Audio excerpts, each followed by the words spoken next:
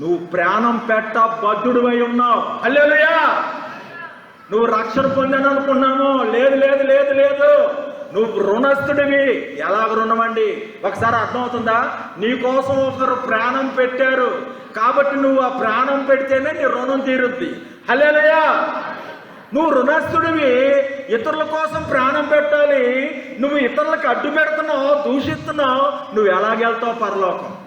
ఇతరులకు అడ్డు పెట్టకుండా ఇతరుల కోసం ప్రాణం పెట్టేంత ఉండాలి నువ్వు. ఆ కనీసం అడ్డు పెట్టకుండా మౌనంగా ఉన్నా నువ్వు పరలోకం వెళ్తావు. హల్లెలూయా. దూషించి అడ్డు పెట్టిన మనిషివి నరకానికి వెళ్తావు. కలహపడుచు గుడ్డులాడుచు ఏమండి ఎందుకు ఆలకించమంటే